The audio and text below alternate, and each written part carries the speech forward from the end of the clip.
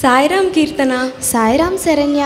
చూసావా కీర్తన, ఎంతమంది సాయి భక్తులు, బాల వికాస్ గురువులు, సమ్మర్ క్యాంప్ చిన్నారులు ఈశ్వరమ్మ డే వేడుకలకి మన మందిరానికి విచ్చేశారో. అవును శరణ్య, ఈశ్వరమ్మ గారికి పిల్లలంటే చాలా ఇష్టం. అందుకే ప్రతి ఏడాది ఈశ్వరమ్మ డేలో భాగంగా సమ్మర్ క్యాంప్ నిర్వహిస్తాము. అవును కీర్తన. మనిషికి మొదటి గురువు తల్లి అని స్వామి ఎన్నోసార్లు చెప్పారు.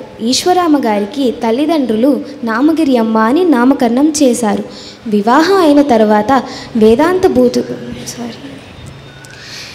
ఈశ్వరమ్మ గారికి వివాహం అయిన తర్వాత కొండమరాజు గారికి భవిష్యత్తు దర్శనంతో ఆమె ఈశ్వరునికి తల్లి కాబోతున్నారని తెలిసి ఈశ్వరమ్మ అని పిలవడం మొదలుపెట్టారు. తెలుసు కీర్తన, మన వేదాలు చెప్పాయి కదా, మాతృదేవో భవ అని. అంటే తల్లి దేవుడితో సమానం. అందరం తల్లిని ప్రేమించాలి, గౌరవించాలి. తల్లి సంతోషంగా ఉంటే స్వామి సంతోషంగా ఉంటారు. కీర్తన, ఎప్పుడైనా ఆలోచించావా, మనం శ్రీరామనవమి, శ్రీకృష్ణ జన్మాష్టమి, ఇంకా ఎన్నో రోజులు వేడుకలు జరుపుకుంటాం కదా, కానీ అవన్నీ పుట్టిన రోజులు. మరి ఎందుకు ఈశ్వరమ్మ గారి మరణించిన రోజుని జరుపుకుంటున్నాం? తెలుసు శరణ్య, ఒకరోజు బెంగళూరులో స్వామి నగర సంకీర్తన అయిన తర్వాత గదిలోకి వెళ్ళారు. అప్పటికే ఈశ్వరమ్మ గారు కాఫీ తాగుతూ ఉన్నారు. హఠాత్తుగా ఈశ్వరమ్మ గారికి ఏదో అనిపించి స్వామి స్వామి స్వామి అని పిలిచారు. అప్పుడు స్వామి వస్తున్నా వస్తున్నా వస్తున్నా అని వచ్చారు.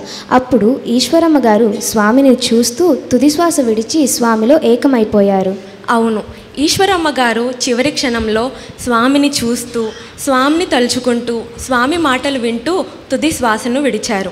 ఇది అంత తేలికైన విషయం ఏమీ కాదు. మరణానికి ముందు మనకి వచ్చే ఆలోచనలే మన వచ్చే జన్మను నిర్ణయిస్తాయి. భగవంతుడిని చేరుకోవడమే మన అంతిమ లక్ష్యం కావాలి.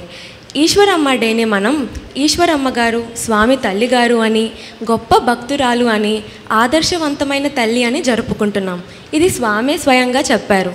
అవును శరణ్య, స్వామి సాక్షాత్ భగవంతుడు అని తెలిసినా సరే ఈశ్వరమ్మ గారు స్వామి క్షేమం కోసం ఎప్పుడూ పరితపిస్తూనే ఉండేవారు. స్వామి తన కొడుకే అని తెలిసినా సరే స్వామిని స్వామి అని సంబోధించేవారు. ఆవిడ చాలా దయ మరియు ప్రేమ కలిగిన వ్యక్తి.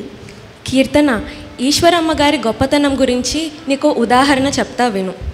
ఒకసారి ఈశ్వరమ్మ గారి కోరిక మేరకు స్వామి ఆమెను బద్రీనాథ్ తీసుకొని వెళ్ళారు. ఆ రాష్ట్ర గవర్నర్ గారు ఆతిథ్యం ఇవ్వడంతో ఈశ్వరమ్మ గారికి ఒక పెద్ద ఖరీదైన కారును ఏర్పాటు చేశారు. ఆ కారుని చూడగానే ఈశ్వరమ్మ గారు భయంతో స్వామితో ఇలా అన్నారు, స్వామి, నాకు ఈ ఏ ఆర్భాటాలు వద్దు, నేను నా తోటి సోదరీమణులతో కలిసి వస్తాను అని చెప్పారు. ఇక్కడ సోదరీమణులు అంటే తోబుట్టువులేమీ కాదు, మిగిలిన భక్తురాలు.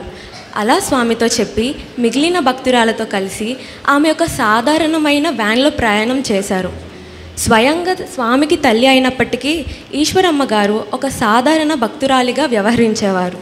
అవును శరణ్య, ఈశ్వరమ్మ గారు నిస్వార్థపరురాలు. ఆవిడ అడిగిన 3 కోరికలు కూడా ఆవిడ కోసం కాదు, ఇతరుల శ్రేయస్సు కోసమే అడిగారు. అవును, ఈశ్వరమ్మ గారు ఒక నిస్వార్థమైన నిజమైన భక్తురాలు. అందుకే ఈశ్వరమ్మ గారు ఒక ప్రైమరీ స్కూల్ అడిగితే స్వామి యూనివర్సిటీ కట్టించారు.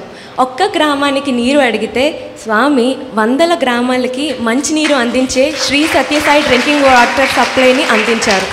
ఈశ్వరమ్మ గారు ఒక్క హాస్పిటల్ అడిగితే స్వామి వేలాది మందికి సేవలు అందించే సూపర్ స్పెషాలిటీ హాస్పిటల్ను కట్టించారు. అవును శరణ్య, ఈశ్వరమ్మ గారు గొప్ప భక్తురాలు. మనమందరం కూడా ఈశ్వరమ్మ గారిని మన ఇన్స్పిరేషన్ కింద తీసుకోవాలి. ఎప్పుడైతే ఒక భక్తుడు తనను పూర్తిగా స్వామికి సహకరించుకుని మొత్తంగా స్వామికి తనని తాను సమర్పించుకుంటాడో అప్పుడే భగవంతునికి సమానం అవుతారు. ఎలా అయితే హనుమంతుడు శ్రీరామునికి తన నిస్వార్థమైన ప్రేమ భక్తితో సమర్పించుకుని మనందరికీ భగవంతుడయ్యారో అలాగా ఈశ్వరమ్మ డే అంటే మనకి గుర్తు రావాల్సినవి 2 విషయాలు. 1 నిస్వార్థమైన భక్తి, 2 స్వామి పట్ల అతీతమైన ప్రేమ. మనమందరం కూడా స్వామి పట్ల అతీతమైన ప్రేమ, భక్తి, విశ్వాసంతో ఆయన ఇచ్చిన జీవితాన్ని సంతోషంగా గడుపుదాం. తప్పకుండా కీర్తన, మనందరం స్వామి పట్ల ప్రేమతో జీవిద్దాం. సమస్త లోక సుఖినో భవంతు. Love all, serve all. Sairam.